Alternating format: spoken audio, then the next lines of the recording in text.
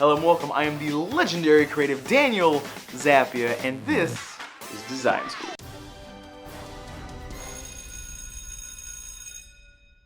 Welcome back to Design School. Today we're going to do something a little different. As you can tell, it's a bit of a different look. But if y'all like this format better, happy to do it. Either way, this is going to be the final part of episode 3. We're going to finish up the logo today. That's what you're going to see playing behind me on this green screen. The reason I'm changing up the format, besides the fact that I think this way is more of the way I wanted the school to work. I wanted it to be high production value. I wanted it to be like me talking in a real classroom, not me pointing the camera at a sketch pad. Not that that's bad, and I think that format is good, and if that's the way y'all prefer it, that's the way we're going to do it. Because customer satisfaction is number one. Today, as we wrap up the logo selection, we're going to touch a little on color theory and typography. Now, these two monsters, typography and color theory, are going to be their own episodes later on. There really just isn't much I can show you in Illustrator as far as color theory goes. So instead, I wanted to throw some infographics on screen. I wanted to go over some stuff, and this format is going to do that just fine. So as I said, later down the road, I'm going to do one full episode on color theory and a full episode on typography. There's just so much to learn. There's so much to go over. If you hear paper flapping, it's because this is going to be a bit of a longer episode. I have a script in my hands. I tape it up, but then you could see it on my sunglasses as I've learned before. Let's go over the basics of typography first. Typography is simply the word used for the design of a font. There are several websites out there where you can download free fonts. DaFont is probably the biggest one. You've most likely heard of DaFont before. Fantastic site. Hundreds, if not thousands, of free fonts for you to download of all different types. So they have different like destroyed fonts, they have decorative fonts, they have fonts based on fire, they have modern, they have classic, they have all types of fonts on DaFont. DaFont also has a really cool feature. You can type in your copy is a word for your text, the word you're going to say, and it'll actually display what your font is going to look, what your type is actually going to look like in that font, what your text is actually going to look like in that font. It's a really cool feature, it's really awesome, and it saves you from having to download 1,000 fonts.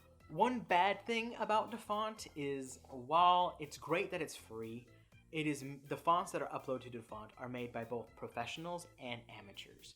And while amateurs can make really cool looking fonts, they often neglect the base of a font. And by the base, I mean the kerning. So kerning is the distance between letters inside of a word. You can see the example I have on screen. It shows you what a word looks like with kerning and what a word looks like with bad kerning. It says without kerning, but really it's with the bad kerning. And that's a problem with a lot of DaFont fonts. The easiest way to fix bad kerning in any type of Adobe design software is you simply highlight the word, hold Alt, and then play with the arrow keys until it looks right. So definitely check out DaFont. If you want more of a retro look, I went with losttype.com. Now this is another website where it has free fonts, but the free fonts are all old school and retro. They're freaking awesome. They're beautiful. The way you download them for free is when you click on a font, there's a donation section. If you put 0 in the donation and download it, it's 100% free. If you use them a lot, you really want great, just fantastic retro style fonts. Check out losttype.com. The two fonts I actually used for my logo off losttype.com, if you want to check them out, are Oil Can, that's what I used Zappia for, and then Airline 27 is the other font. And I think that's what I used Adventures and The for.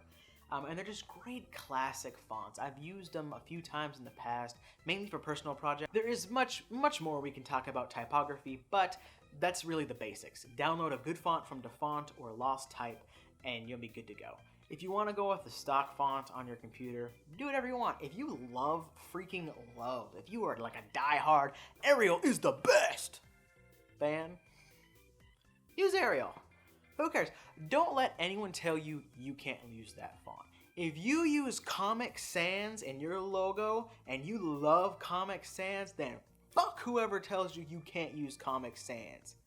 It's not their logo. You can do whatever you want. In design school, my teachers taught me you can't use Comic Sans.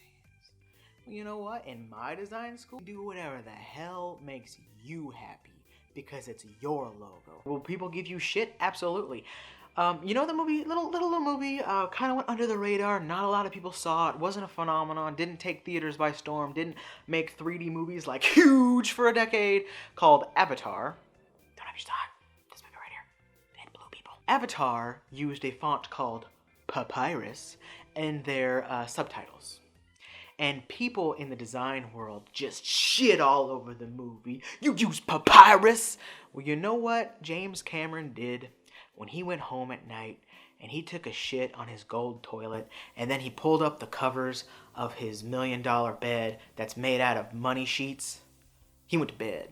Then he woke up the next day still richer and more famous and more successful than everyone who got mad at him for using papyrus. So in my opinion, you can do whatever the hell you want with your stuff, as long as it's good.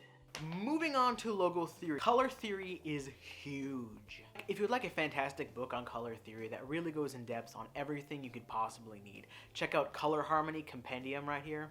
It is a great book. It is a fantastic book. It goes over color theory, it gives you a color chart, and one of the coolest things it does is say you want a classic look. It'll actually show you products that have different classic color themes on them. That way you can see, kind of get a visualization of what your product will look like without having to do it yourself. When I do a full episode on color theory, I will be basically using that book as a lesson plan. So let's talk about the basics of color theory. Color literally sets the tone of whatever piece you're working on. Great example is the Suicide Squad logo. It started out gunmetal black. Let's pop that on screen now. Tough, strong, dark, the way Jared Leto thought the movie was gonna be, and then they injected it with rainbows. You ready to see a pretty scary and intimidating infographic? Throw it at them. Intimidating, right? This is essentially color theory, and don't worry, we're not gonna start here. Much better. Okay, so the color wheel reads like a clock. You start at yellow, just like noon, and you go to the right. The different tones you can give your piece, your design piece, whatever project you're working on, depending on what colors you use. Now let's break down the type of tones you can have. Hot colors project outwards and basically you get attention. That's why stop signs are red. That's why fire trucks are red and yellow often. They grab your attention. Colors are often comforting and warming. If you think about autumn, you think about fall, you think about the leaves changing. No one gets upset over those beautiful colors. They give you calm. That's why a lot of fast food places have orange as their color. It's a nice, warm, inviting place. Side note, a lot of places have orange because orange tends to make you feel hungry. It's part of the psychology part of color theory, something we can go really deep into the next time we talk about color theory. Cool colors reflect nature. That's why a lot of time they're light blues and they're green. Give you that renewed feeling. Think springtime. Cold colors. Cold colors are probably by far my favorite, especially if I'm doing photography. Blues, grays, dark, nice, solid colors. And the reason why, blue is the main cold color, and the reason blue is so popular is because it builds trust and it gives people like a nice, secure sense. That's why most people say blue is their favorite color, and most businesses, especially large corporations, tend to have blue somewhere in their logo. Primary colors. Primary colors are blue, yellow, and red, and all colors come from those three colors. Primary colors make secondary colors. When you mix the secondary colors with the primary colors, you get all colors. Now, to make a solid logo, or really most pieces, you want a thing called color harmony. The way you achieve color harmony is typically by using complementary colors or analogous colors. Analogous colors are colors that are right next to each other on the color wheel. Complementary colors are colors that are on the opposite sides of the color wheel from each other, yellow and purple. If you live in LA, Lakers, baby. So for my logo, I wanted a mix between retro, classic retro, and new school. I love new school colors, and I love the feel of retro, so I wanted to kind of combine the two.